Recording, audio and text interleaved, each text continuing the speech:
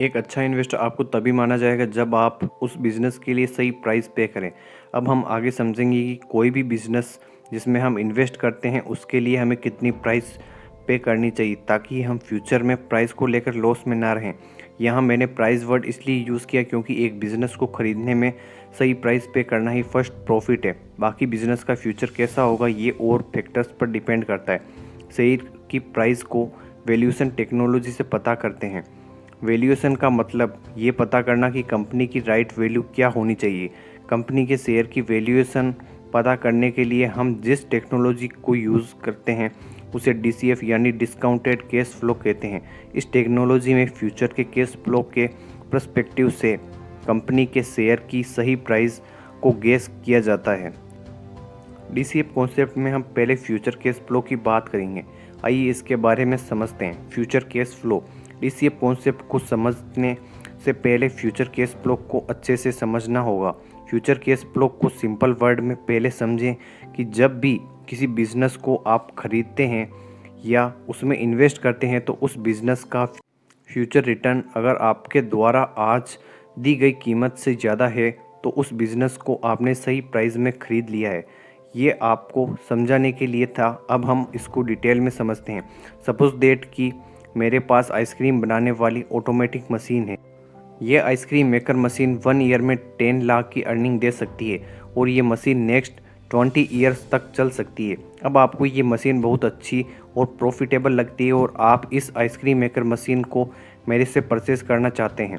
आप इस ice cream maker machine को कितने में परचेज़ करना चाहेंगे कि आपके लिए ये इन्वेस्टमेंट नुकसानदायक साबित ना हो। अब अगर आप इस मशीन को परचेज़ करेंगे तो आपको इस आइसक्रीम मेकर मशीन से कितना प्रॉफिट हो सकता है। अब मशीन अगले 20 ईयर्स तक 10 लाख पर ईयर देती रहेगी तो आपको 20 ईयर्स में इस मशीन से 2 करोड़ की अर्निंग होगी। तो आप 2 करोड़ से ज़्यादा इस मशीन के नहीं दे सकते।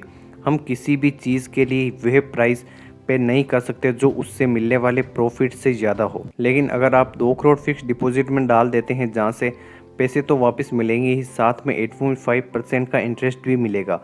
यहाँ हमने FD का एग्जाम्पल इसलिए लिया क्योंकि FD ऑलमोस्ट इन्फ्लेशन को बीट करते हुए चलती है और इन्फ्लेशन से ही पैसे की वैल्यू टाइम के साथ कम होती जाती है। अब आपने FD में पैसे ना रख कर मशीन परचेज करने का फैसला किया। अब FD में पैसा ना डालना आपकी अपॉर्चुनिटी कॉस्ट है। अब आप ये समझिए कि आप इस आइसक्रीम मेकर मशीन को 2 करोड़ में भी क्यों खरीदेंगे। ये मशीन आपको 20 ईयर्स बाद 2 करोड़ देगी, लेकिन उस टाइम इन 2 करोड़ की क्या वैल्यू रहेगी। इसलिए अब हम समझते हैं time value of money. Time value of money का यूज़ हर तरीके के फाइनेंशियल कॉन्सेप्ट में होता है। टाइम वैल्यू ऑफ मनी का कॉन्सेप्ट इस बात पर डिपेंड करता है कि पैसे की वैल्यू टाइम के साथ चेंज होती रहती है। इसका मतलब है कि आज अगर आपके पास 100 रुपीज़ है तो 2 ईयर्स बाद 100 रुपये की वैल्यू कुछ और होगी। जैसे जैसे टाइम चेंज होता है वैसे वैसे अपॉर्चुनिटी कॉस्ट भी चेंज होती है और उस अपॉर्चुनिटी कॉस्ट को पैसे की वैल्यू के साथ जोड़कर देखना पड़ता है।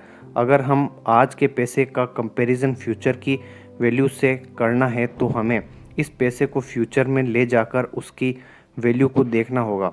इस तरीके को कहते हैं फ्यूचर वैल्यू।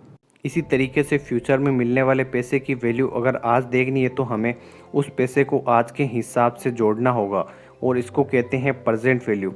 दोनों ही कंडीशन में टाइम बढ़ने के साथ साथ पैसे की वैल्यू में अपॉर्चुनिटी कॉस्ट को जोड़ना होगा। जब इस तरीके से हम पैसे की फ्यूचर वैल्यू निकालते हैं तो उसे कंपाउंडिंग कहते हैं। इसी तरह जब फ्यूचर के पैसे की वैल्यू आज की वैल्यू में निकालते हैं तो उसे डिस्काउंटिंग कहते हैं। अब हम फ्यूचर वैल्यू और प्रेजेंट वैल्यू को निकालने का फॉर्मूला देखते हैं।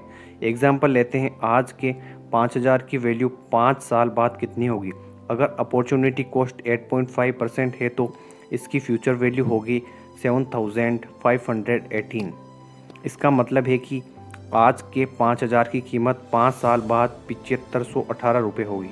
एक एग्जांपल और लेते हैं, आज से 6 साल बाद मिलने वाला 10,000 आज की कीमत में क्या होगा। या हम पहले एग्जांपल से ही लेते हैं, 5 साल में मिलने वाले 7,518 रुपये की वैल्यू आज कितनी होगी। अगर अपॉर्चुनिटी कॉस्ट 8.5% है तो हम इसकी प्रेजेंट वैल्यू निकालनी होगी और प्रेजेंट वैल्यू होगी 5,000 रुपीज़। अब आपको टाइम वैल्यू ऑफ मनी समझ में आ गया होगा, इसलिए हम अपने आइसक्रीम वाले एग्जाम्पल पर वापस आते हैं। अब आपको आइसक्रीम परचेज़ करने के बाद किस तरह का कैश फ्लो मिलने वाला है, अगर आपको आइसक्रीम मेकर परचेज़ करने के लिए कितनी राइट वैल्यू देनी होगी। तो इस कैश फ्लो यानी ये आइसक्रीम मेकर एवरी ईयर आपको 10 लाख की अर्निंग देती रहेगी, 20 ईयर्स में 2 करोड़ की अर्निंग देगी। तो अब आपको हर साल के कैश फ्लो को अपॉर्चुनिटी कॉस्ट यानी 8.5% के हिसाब से डिस्काउंट रेट निकालनी पड़ेगी। तो आपकी नेट प्रेजेंट वैल्यू 39,12,327 आएगी। हर साल की प्रेजेंट वैल्यू को जोड़ने पर जो नंबर मिलता है उसको नेट प्रेजेंट वैल्यू कहते हैं। इस एग्जाम्पल में हमारा नेट प्रेजेंट वैल्यू 39,12,327 आया है। इसका मतलब है कि कैश फ्लो टोटल वैल्यू 39,12,327 रुपये है। तो अगर आपको आइसक्रीम मेकर मशीन परचेज़ करनी है तो आपको 39,12,327 या उससे कम अमाउंट देनी चाहिए। इस एग्जाम्पल की जगह आप किसी कंपनी को भी रख सकते हैं जिससे कंपनी की सही वैल्यू पता लग सके। And thank you so much for watching this video. I hope you learn something about this video.